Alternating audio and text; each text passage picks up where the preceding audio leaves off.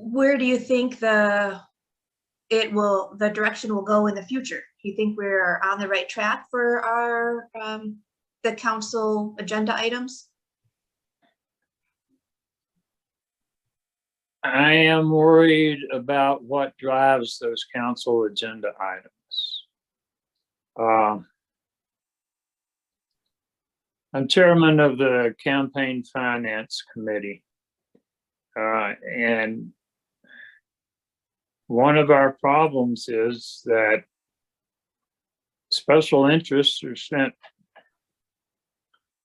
I think, $700,000 in the strategic growth election, $40,000, $50,000, $80,000 in some council races. I think that is part of what makes it so difficult, that people who look toward re-election when they make their votes, I'm afraid they often vote on this, the issues from the side of the special interest as opposed to the community as a whole. So it's hard to fight. Or have you seen anything about the crime rate going up that causes you concern, or any issues around there that you would look at? Constantly. Yeah. I mean, way back before the rail line came to town, I asked our mayor at the time, Bob Murphy, if he was planning to hire more cops, and he said, because of the rail traffic. And he said, nah, they bring their own police with them. They had like 14 officers. And now the rail line has become a place where gangs of young folks beat people, where folks get robbed, where drugs are used openly on the trains. It's a difficult thing. So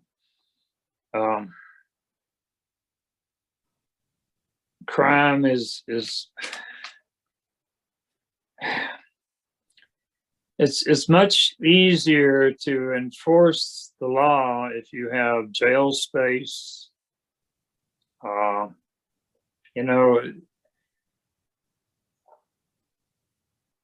At one time, if you stole a car, it was grand theft auto. Now it's slap on the wrist and don't do it again. We catch you the second or third time, then we'll put you in jail. So, but that's also part of trying to fund government budgets. So, well, how about passing other policies? Like one of the meetings, they said for high density apartment buildings, high density growth. And the answer from, I want to say it was a community safety officer who said, well, that's just part of the function, not that there are any people, but it is high density. You have more of the people, you have more parking lot, you have more cars. So in my view, if you know that it's a problem, I don't know why, if you can't do anything about it, then at least you could stop it and say, we're not going to do that anymore here because we know it's a problem. But do you think that that's a solution? How is that going? Let's go back a few bits of tape to where I referred to the special interest money that's coming into the city. Okay.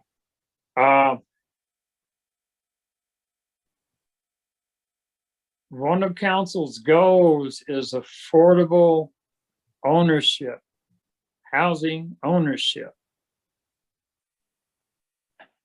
We don't have it. You know what? One of our goals for years has been affordable housing, period. Okay. And we're not getting there. On the other hand, the folks with the American Apartment Association or whatever it's called in Chicago, they contribute heavily to political campaigns in Lakewood. And I think, as with any political donor, they expect their voice to be heard. Yeah. So I do believe it's being heard. Well, I guess that's the way it works. On campaign finance, then, if that's special interest, are you seeing, because we're a nonpartisan city council, right? So have you seen heavy influence of the parties, or do you see it more through these special interest groups?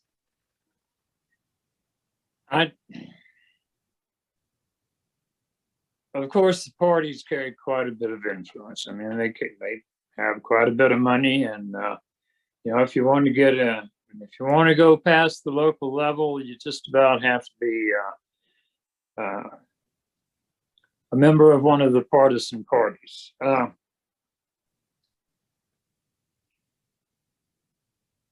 I do see it becoming more difficult for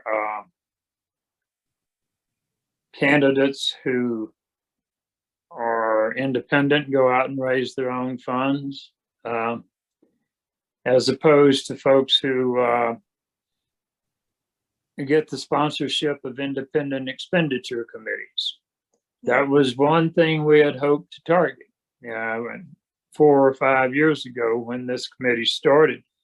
And so you can't say no. You can't say an IEC can't participate in campaigns because of the Citizens United ruling, which said that corporations are people too. Mm-hmm. So I could talk about that all day long, but not a fan. Right, but we can put some reporting requirements on them. Okay. So we have done that. Basically, though, the reason I formed this committee to start with is because people shouldn't have to have $50,000 to spend on running for mayor. They shouldn't have to raise $50,000 to run for mayor. So we're trying to find ways that we can get the lady next door with 3 kids and a husband working 2 jobs, and she's working, wherever she can, and but she's interested in city government. We want her there. She needs to be in office.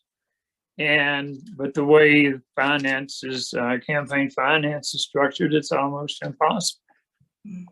So we've taken some small steps, like we've authorized the use of campaign funds to be used for dependent care. If someone is caring for a dependent adult or child, and they're going out on the campaign trail, and they have to hire a babysitter, that's a campaign expense and should be covered. So we've been able to reach committee consensus on a few things like that, and we've cleaned up the language so that the hims and hers are not in there anymore. And just some language cleanup. We've also proposed smaller fines that fit the violation. If somebody, for instance, spent $3,000 on an electioneering communication and forgot to put the disclaimer on it, they shouldn't have to pay as much as somebody who spent $150,000 and made the same mistake. So we have a graduated fine proposal as well. We just want to make it easier for folks to run. Well, that is an admirable thing. It is hard to do, and it's hard to stay in office, and you get beat up a lot. So if somebody wanted to run and could do all of this financing, because that's just trying to figure it out and stay on the right side of the law. I mean, you make mistakes all the time. None of us are professionals. Well, some of us maybe. But it's pretty hard to do. We're having a lot of problems with people getting threatened, people not liking it, taking all of the anger out on our city council members. And I don't know if you can always say that that's justified, since there's very little you vote on the policies that come up on the agenda.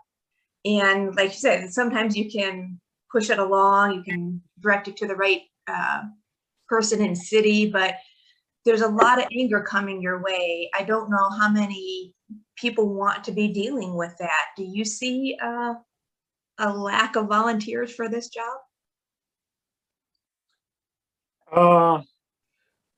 No. No, people want to? I think there are a lot of people who want to run and are setting themselves up to run in the next election come November. I'm surprised we haven't heard announcements yet. Last year, somebody announced, at one time, people would announce in August for the November election. Okay. And then it kept going, getting longer and longer. Sure. Folks started announcing in January. Last time around, somebody announced in October. So we're months past that now. And so it's time. I expect to see folks coming out to participate in government. Well, I hope so. I hope they can weather all of this abuse. And I'm impressed that you have been doing it so long. So thank you. Anything else you want to share with us today? Any thought? We covered the muting, campaign finance, any other agenda items, crime, things of concern? Yeah, a couple of things that are among those harder fruits to pick. Okay. Homelessness. It's a very difficult subject. We're handling it with some compassion, and there are so many resources out there. However, there are some cities that have had a modicum of success in bringing down the numbers of the homeless. And city of Aurora went and toured some of those cities. I think we could do it without chartering a plane or whatever and going out of state, but I think we need to find out what works and what doesn't, and do our best to emulate it. Again, it's expensive, and it's a difficult social problem, but we have to deal with it as best we can. And the other I mentioned before is affordable housing. A lot of those folks are on the street because they can't afford, well, all of them because they can't afford housing. Some of them because they just don't want to live inside or around other people. However, young folks, the only way you can build equity as an average citizen is to buy a home and pay for it. You can use the equity to send your kids to college. You can trade up, you can trade out, you can get your retirement out of the home you lived in for so long. Right. And that opportunity is not there for enough people. And we need to work on a way to do it. Our Development Dialogue Committee was going to address the issue last February, I believe. Instead, council decided that the Development Dialogue Committee wasn't the right forum. It would be redundant and probably not get to it. So the council ended the ad hoc committee, Development Dialogue, and now 10, 11 months later, They haven't brought it forward in any other committee. So I think we need to keep our promises to our citizens. I mean, we say we're a walkable, bikeable community. The bicycling community says, oh, no, you're not. But we claim to be. And the same with walkable. I mean, try navigating Colfax sidewalks in a wheelchair or with a walker or with a couple of kids tugging on you. I mean, we need to follow through on the promises we've been making. And I should let you go there, but I'm a community, so I keep going. But that is something that you have stated. These are goals, these are policies. I mean, at that point, isn't that when you can release it and say city staff can take it from here to do some more implementations, and if we need to. It's my understanding that the purpose of city council is to set the policy, Right, and to fund the things needed to put those policies into effect. And it's staff's job to enact those policies. But, you know, there again, limited money. okay, It's the pace. And what we spend annually for sidewalks, it would take 50 years to catch up to where we should be today. And we'll be 50 years down the road. So making those decisions and balancing that against other concerns, it's a difficult thing. And you know, I applaud all of my colleagues on council for giving it their best shot. it's a tough job. Lots of balancing acts. Yeah, It is. Well, I appreciate all your time here today. You've done a lot of balancing, but like I said, I think you bring a lot of good points. You always are looking deep into the issue and can do the deep dive, and some of those facts have really reverberate. You're saying development dialogue, even years later, you have to go back and look at where you've been. So I appreciate it. Thank you for all your time here today. Sure, anytime. All right, bye. Thank you. And that's Karen Morgan, once again, Lakewood Informer. Thanks for staying with us.